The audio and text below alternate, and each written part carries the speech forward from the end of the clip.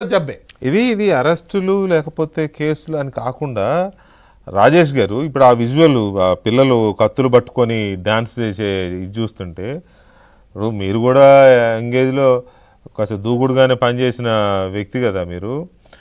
అది full screen వేయండి వేసిన ఎన్నిసార్లు చెప్పాలి. సో అది అది చూస్తున్నప్పుడు ఒకటి ఏమనిపిస్తుంది, రెండోది మాది మంచి ప్రభుత్వం అంటున్నారు చంద్రబాబు నాయుడు గారు, పవన్ కళ్యాణ్ గారు, లోకేష్ గారు. రైట్, నిజమే. అట్ ది సేమ్ టైం గంజాయిని నిరోధించడం కోసం ఈగిల్ అనే స్పెషల్ డిపార్ట్మెంట్ పెట్టి దాని మీద ఏదో ప్రయత్నం చేస్తున్నారు, చాలా వరకు సక్సెస్ అయ్యారు. డ్రగ్స్ నిరోధిస్తున్నారు, నేరాల నిరోధించడానికి కూడా ఏదో ఒకటి మరి చేయాలనుకుంటున్నాను నేనైతే. ఇప్పుడు అది ఎంత భయంకరమైన ఇది. పాపం వాళ్ళేమో యువకులు కూడా కాదు, ఇంకా ఇప్పుడిప్పుడే నూనె మీసాల ముక్కుపచ్చలారగని యవ్వనం, అది వాళ్ళకేం తెలియదు. ఏదో అభిమానులు మా అన్న చేయమన్నాడు మేము చేద్దాం, అంతకుమించి నేనేదో వాళ్ళు కావాలనే పట్టు అనుకోవట్లేదు. కానీ అవి వేట కూడా వాళ్ళు గుర్తుపెట్టుకోండి, అవి ఫ్యాక్షన్ హత్యలు జరిగే కత్తులు అవే సినిమాలో చూసినా బయట చూసినా ఆ కత్తులు దొరుకుతాయి ఎక్కడ చూసినా. ఏంటి అది దాన్ని చూస్తే మరి ఏమో పోలీసులు మరి దీన్ని ఎలా సీరియస్గా తీసుకుంటారు. రాజేష్ గారు. సార్ ఏం లేదు సార్, ఇప్పుడు ఆయన జగన్మోహన్ రెడ్డి గారి స్ట్రాటజీ ఏదైనా లోతుగా ఉంటుందండి. ఇప్పుడు అప్పట్లో మాస్టర్ అని ఒక సినిమా వచ్చిందండి, తమిళ్ విజయ్ గారి హీరోగా. అందులో విలన్ కూడా ఇలాంటి చిన్నపిల్లల్ని టార్గెట్ చేసి వాళ్ళకి గంజాయి మందు సప్లై చేస్తూ నేరాలు ఏమైనా చేయాలంటే వాళ్ళతో చేస్తూ ఉంటాడండి. ఎందుకంటే వాళ్ళకైతే శిక్ష తక్కువ ఉంటుంది, జువైనల్ హోమ్కి పంపిస్తారన్నట్టు ఆ సినిమా కదండి అది. ఇక్కడ జగన్మోహన్ రెడ్డి గారు ఈ నేరస్తుల్ని తయారు చేస్తున్నారండి. ఎందుకంటే ఇక్కడ ఇప్పుడు నేను ఇందాక అన్నట్టు ఫస్ట్ రప్ప నరుగుతామని బోర్డు చూపించారు, తర్వాత ఇప్పుడు కత్తులు పట్టుకుని ఎగురుతున్నారు బయటకు వచ్చి, రేపు ఆ కత్తులు ఇచ్చుకొని నరకడం మొదలు పెడతారు. ఎప్పుడైతే ఈ నేరాలు మొదలయ్యాయో ఇక రాష్ట్రంలో అశాంతి అల్లర్లు మొదలైపోతాయండి. ఎప్పుడైతే ఈ రాష్ట్రం అశాంతితో నెలకొన్నదో ఇక్కడికి వచ్చే ఇన్వెస్ట్మెంట్లు రాకుండా, ఇక్కడ జరిగే డెవలప్మెంట్ లేకుండా ఈ ప్రభుత్వాన్ని అలా అడ్డుకోవడానికి ఒక యువతరాన్ని బలి చేస్తున్నాడండి జగన్మోహన్ రెడ్డి గారు. ఈ యువత పాపం వాళ్ళకి తెలీదు.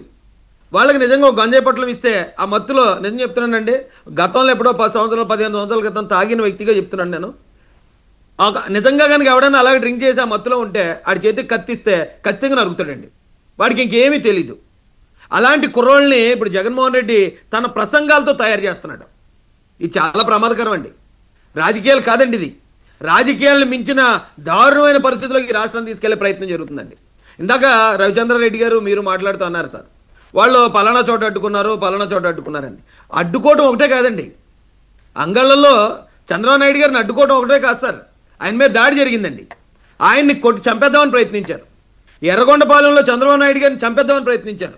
ఆయన మీద ఇసురుని రాయి ఆ పక్కన ఎన్ఎస్జీ కమాండోకి తగిలి తలబద్దలైపోయింది. నందిగామలో కూడా సార్.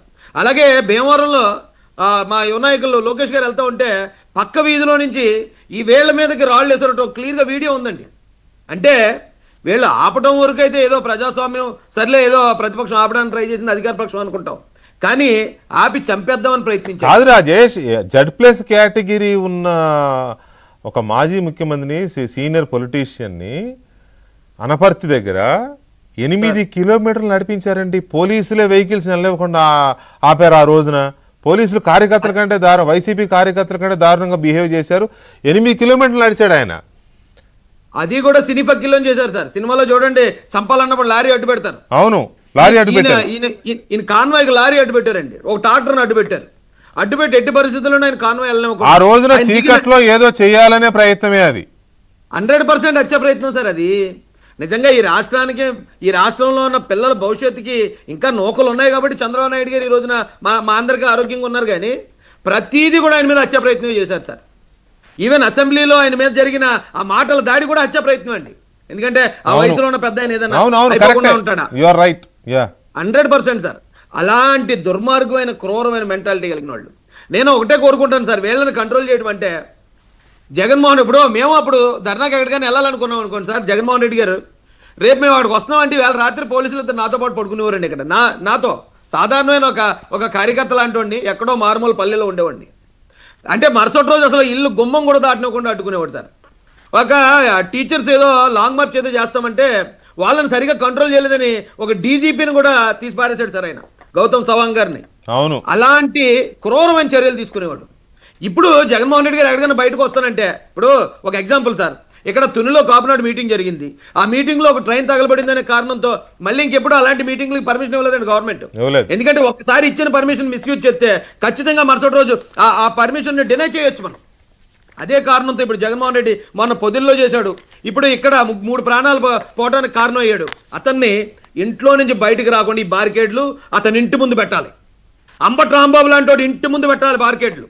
విడుదల రజనీ కానీ ఈ నాయకులు ఎవరెవరైతే వచ్చి బయట ఓవరాక్షన్ చేస్తున్నారో వీళ్ళ ఇళ్ల ముందు బారికేడ్లు పెట్టి వాళ్ళ గడప కూడా బయట దాటకుండా అడ్డుకోవాలి సార్. అప్పుడు ఏ కార్యకర్త బయటకు వస్తాడో, ఎవడు ఎక్కడ రప్ప నరుకుతాడో అప్పుడు తెలుస్తుందండి. అప్పుడు వీళ్ళు రెచ్చగొట్టే వాళ్ళు బయటకు రాకపోతే యువత అంతా ప్రశాంతంగా వాళ్ళ పనులు చేసుకుంటారు సార్. లోకేష్ గారు నాకు అనిపిస్తోంది ఒకటి, ప్రభుత్వం అసలు ముందు ఇలాంటి దృశ్యాలు ఇప్పుడు వాళ్ళు కత్తులు పట్టుకుని ఎగిరే